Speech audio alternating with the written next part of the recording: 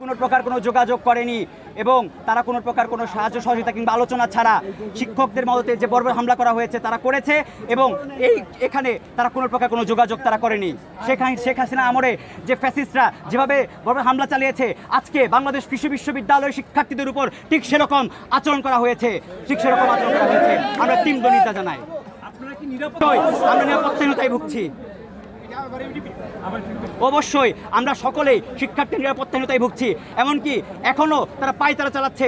এই বিশ্ববিদ্যালয়ের যেই এন্টার পয়েন্টগুলো আছে সেখান থেকে এই এলাকার আবাসিক কিংবা বহিরাগতদের দ্বারা তারা আমাদেরকে মারপিট করানোর জন্য কিংবা কোনো নাশকতা করানোর জন্য তারা এই গুন্ডা ভাড়া করে এনে আমাদেরকে ভয় দেখানোর চেষ্টা চলছে। সুতরাং আমরা এখানে পরিষ্কারভাবে বলছি, আমরা বিশ্ববিদ্যালয়ের নিরাপত্তাহীনতায় ভুগছি, আমরা নিরাপদ নই। ভাইয়েরা, আপনারা নিশ্চয়ই অবগত আছেন, গতকালকে বাকৃবি প্রশাসন কর্তৃক শিক্ষার্থীদের উপর বর্বরোচিত যে হামলা চালানো হয়েছে, আমরা এর তীব্র নিন্দা জানাচ্ছি এবং বিশ্ববিদ্যালয়ের প্রশাসন কর্তৃক আজকে সকাল 9টায় জোরপূর্বক হল ভ্যাকেন্টের যে নির্দেশনা দিয়েছে আমরা সেটাকে প্রত্যাখ্যান ঘোষণা করছি।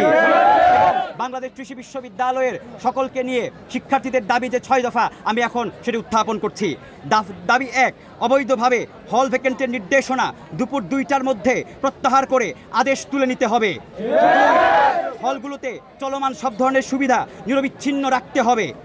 3, এই প্রশাসন শিক্ষার্থীদের নিরাপত্তা দিতে ব্যর্থ হওয়ায় বিশ্ববিদ্যালয় শিক্ষার্থীদের উপর শিক্ষকদের মদদে বহিরাগতদের দিয়ে হামলার দায়ে প্রক্টোরিয়াল বডিকে 24 ঘন্টার মধ্যে পদত্যাগ করতে হবে।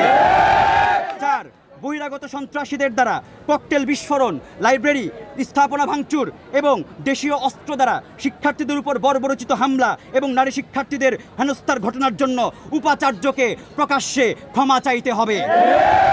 5, হামলার সাথে জড়িত শিক্ষকবৃন্দ, কৃষি অনুষদের আসাদুজ্জামান সরকার স্যার, তোফাজ্জল স্যার, শরীফ আর রাফি স্যার, কামরুজ্জামান স্যার, পশুপালন অনুষদের বজলুর রহমান মোল্লা স্যার, জেনেটিক্সের মুনির স্যার, ডেইরি সায়েন্স বিভাগের আশিকুর রহমান স্যার এবং বহিরাগতদের সন্ত্রাসীদের দৃষ্টান্তমূলক শাস্তির ব্যবস্থা করতে হবে। 6, গত 1 মাস ধরে চলমান অ্যানিম্যাল হাজবেন্ড্রি এবং ভেটেরিনারি শিক্ষার্থীদের যে একক কম্বাইন্ড ডিগ্রির দাবিতে আমরা আন্দোলন করে আসছি, সেই একক কম্বাইন্ড ডিগ্রি অনতিবিলম্বে প্রদান করতে হবে। 3টি ভিন্ন ডিগ্রি কোনোভাবেই গ্রহণযোগ্য নয়।